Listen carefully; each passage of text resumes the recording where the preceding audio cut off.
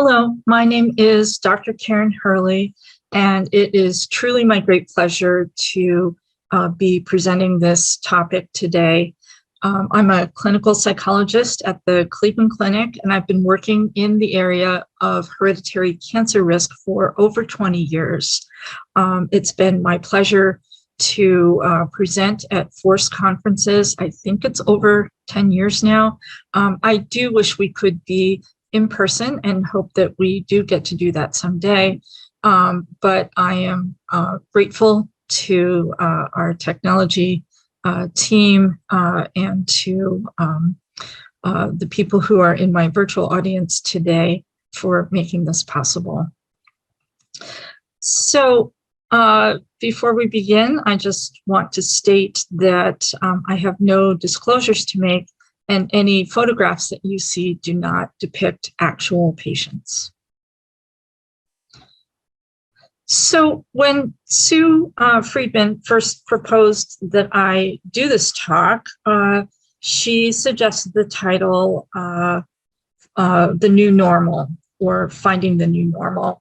And this is a conversation that I think we've had more than once about what that actually means for people who are going through changes that are related to hereditary cancer risk, particularly people who are undergoing surgeries as part of their risk management plan, but not necessarily, given that some intensive surveillance management plans can also be pretty disruptive. So I think my hesitancy about the title comes about from I think this is something I read in a research study. It was a qualitative study where someone shared the sentiment, "I want my old normal back." Right. So I think what I want to do in exploring this this idea of what is a new normal, and is that does that provide adequate description of what the adjustment process is like after you've chosen to take steps for risk management, or after you've been through cancer treatment and or both. Let's start with, what does normal actually mean? So if we use it as an adjective, it means conforming to a standard, things that are usual, typical, or expected in some way. So standards might refer to something external to you, but expected might be your own expectations of what you feel normal is. And then when we use it as a noun, we use it as an average, usual, or typical state or condition, so that it becomes, when we think of something as a state or condition, it's something that is prevailing enough that it becomes something you get habituated to and organize around. So what I'd like to do is to dive into this a little further. What does that actually mean in the context of cancer and cancer risk? So one of the challenges, of course, in finding normal is that cancer has a way of singling you out so that you are not part of the norm. You're that 1 in 100, or you're that 1 in 2 who had a family mutation come up positive. But it can be an isolating experience, feeling separated from the everyday lives of most people who either don't have to go through the treatments you have to go through, or who don't have to make the kinds of decisions that you're being asked to make. So there are lots of life disruptions that go along with either going through cancer treatment or through following through with a risk management plan. First of all, there's the quality of living with risk, to having a threat that is something that most people don't face, and living with that kind of heightened sense of vigilance of something that you need to take into account. There can be frequent medical appointments, possibly surgery if that's what you choose, so that you wind up having to make room in your work or family or education schedule to accommodate these demands on your time. Cancer treatment itself, of course, is highly disruptive, or can be, especially if someone is going through chemotherapy that requires infusions, which further constrains mobility, time, and also energy. There can be disruptions to family planning, whether that means postponing having children, or even letting go of a plan to, even if it means letting go of a plan to create family naturally and having to use some kind of assisted reproduction. For example, people who choose to undergo in vitro fertilization with genetic testing of embryos. And then there can be disruption not only of present life, but also what you see for yourself.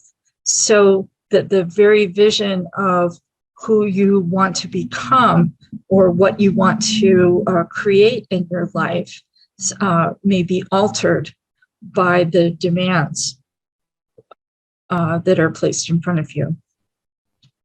So when I'm talking with patients, sometimes I'll use the analogy of, you're going along this way, do it that way. You're going along this way, and then cancer or cancer risk comes that way and can knock you off track.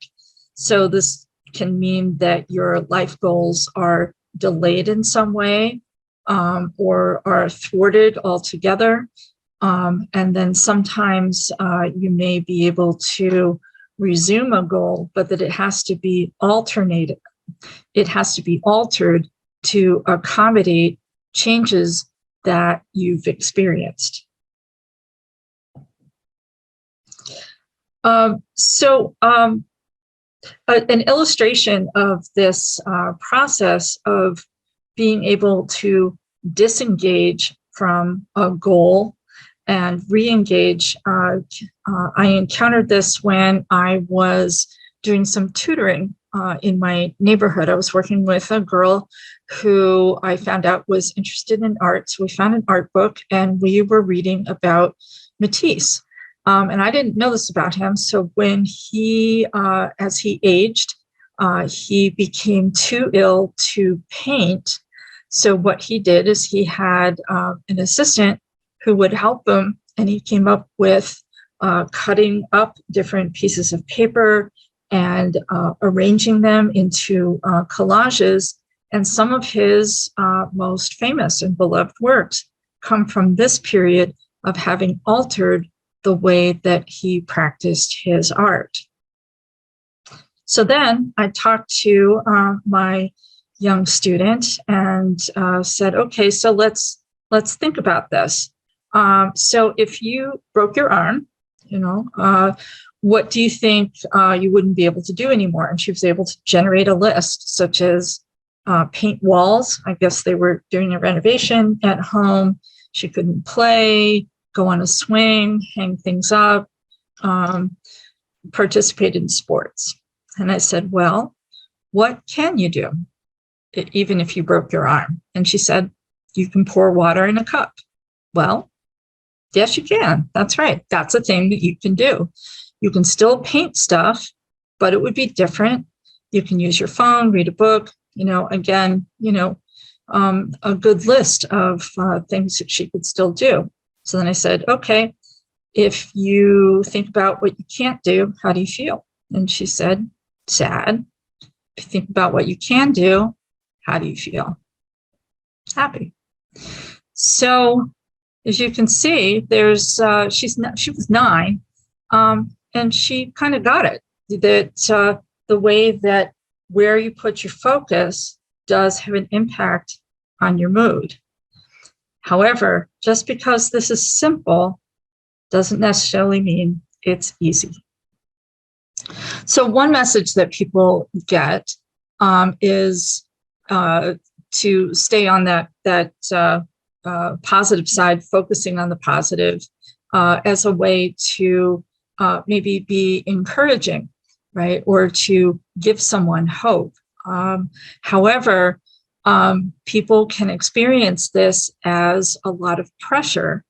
And furthermore, it doesn't really give you room to have other feelings that you might be having, such as frustration or anger or sadness. Being resilient and focusing on what you can do can sometimes look more like this. I know we're right in the middle of a hurricane situation right now where lots of people are going to experience very extreme disruption.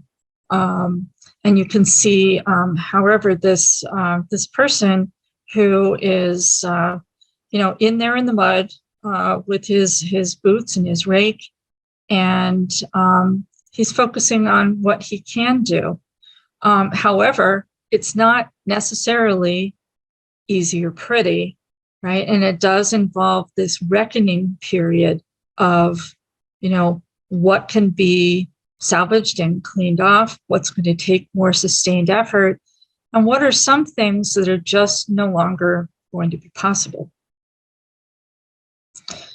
So in terms of coping with goals being thwarted, being knocked off track, it helps to name what is that track that you got knocked off of. So, people at every age have a psychological life task that is presented to them. So babies and infants are learning to trust that they will be cared for. Toddlers explore. Teenagers explore identity. And that process goes on into adulthood. And so for the hereditary cancer syndromes that are the main focus of the forced community, you will find disruptions may occur in building a life, deciding what you want to do about education, work, family, building community. In middle adulthood, the emphasis can shift to giving to the next generation, creating a legacy, building a sense of giving to the larger world. And then later in life, hopefully there is a sense of accomplishment and acceptance of who one has become and what you've done with your life.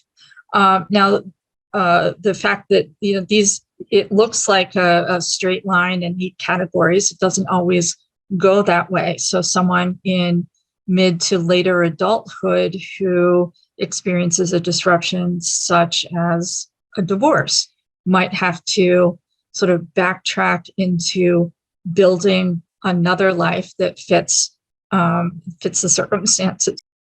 They might have to backtrack into rebuilding a life based on their changed circumstances. What this does is gives a almost like an orientation point to something that you can steer yourself back towards, so that so to regain that sense of life having meaning or direction.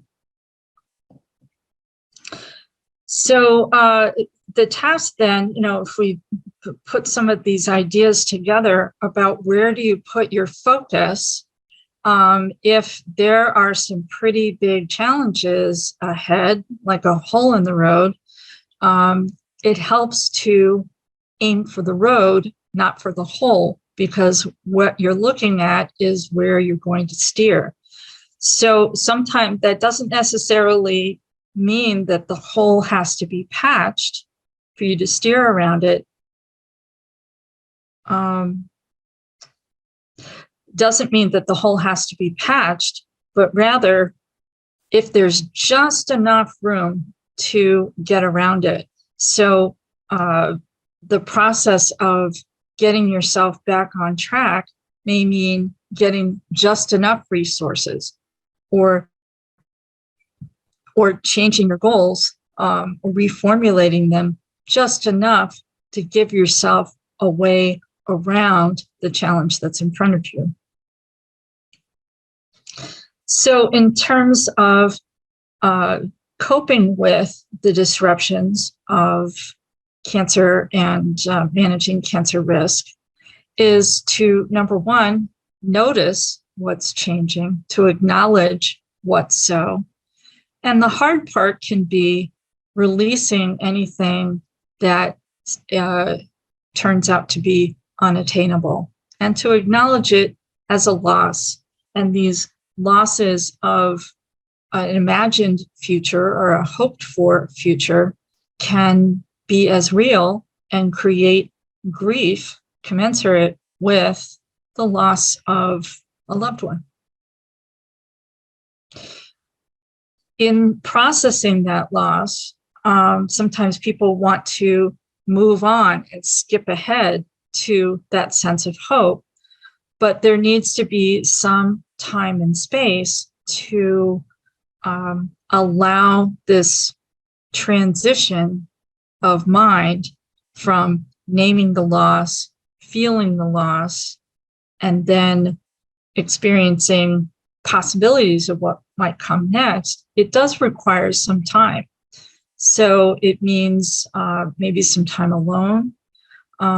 It means providing time of what I call attentive inactivity, where it might be meditating, hanging out, journaling, or any kind of quiet time that quiets other voices, so that thoughts can emerge about what might be possible for the future.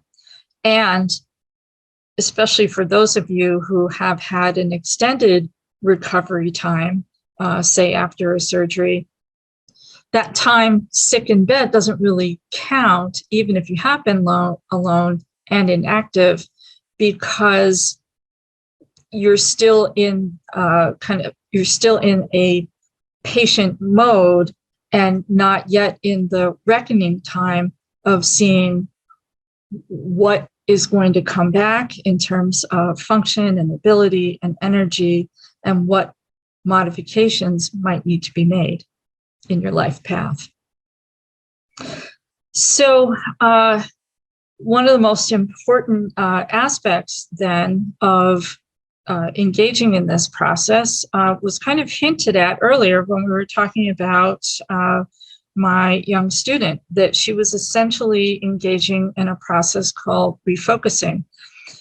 You may recognize these figures if you took Intro to Psychology as Gestalt figures, where you look at the image in one way. For example, on the right, you might see two faces, and then you keep looking at it, and then it looks like a vase. Or maybe you saw the vase first, and then you saw the two faces. But regardless, this ability to shift back and forth is a fundamental part of our perceptual system. It's part of our cognition, and it helps us in the emotional process of shifting from what we cannot do to what we can. So the task of resuming your path, getting back on track, involves variations on this fundamental principle of refocusing. So it might mean looking again at your priorities and asking yourself, what's important to you now? Has your sense of what's important in your life, what you want to create, what you want to bring about, has that changed as a result of the experiences you've been through, whether that's treatment, recovering from surgery, or making a very difficult decision about your risk management? Another thing that's very important is to think about what's your measure of a good day. That may have changed. For example, if you are used to running for 5 miles and there's been some kind of change where you have fatigue now and that's no longer within reach, a good day still does need to be within reach. If you think back to what you used to be able to do, and that's where your focus is, you'll constantly be in a state of deprivation and having been knocked off track. If you are able to recalibrate and define what does a good day look like now, and so you can still have a sense of accomplishment at the end of a day. And then as you go through these different questions, you may actually get down to a question of who are you now? What is your self-image? How had you been defining yourself based on what you were able to do? And what does that look like now with all the changes that you have been through psychologically and physically? So this requires revisiting one of our earliest stages of life, which is the stage of exploration. This is one of our, this is part of our essential psychological makeup. It's our birthright to be explorers. And so it means returning to that very early state of figuring out what you can do and what's possible. So this might mean relearning your body as it is now. What does it look like? What does it feel like? What can you still do physically? It means having that time to reflect on what might be possible, even if life goals that had been very important to you either have to be changed or are no longer available to you. What have you learned about yourself? What have you learned about your coping capability as a result of what you've been through? Relationships may have changed. Some people may have stepped forward in ways that you hadn't expected, right? Whereas others may have reached some kind of a limit or been disappointing in some way. So there'll be recalibrations that go on there. But the process is one of resuming that forward motion of walking into the future as it is possible now. So I'd like to close with a personal share about a friend who was coping not with cancer, but another hereditary condition. She had Huntington's disease. And I knew her through a dance community. And as her Huntington's progressed, which is a neuromuscular disorder, she had more and more problems with balance. Her gait was altered. Her ability to engage in coordinated movements changed. But a dancer and choreographer became very interested in the movements and how she continued to move as her disease progressed. So they actually created a dance performance based on her movements. And the ultimate movement in this dance was my friend being held up by the other dancer, moving in a slow circle. And it was a profound expression of her quality of life, not just being what she had, but how she was in that life. She had decided that dance was important. She had been knocked off the path of being a dancer, but with assistance, she was able to experience that moment of artistically showing an audience what her life was like and what she had learned about herself in coping with her illness. So with that, I would like to thank you so much for your kind attention and wish you all the very best in moving forward into your futures.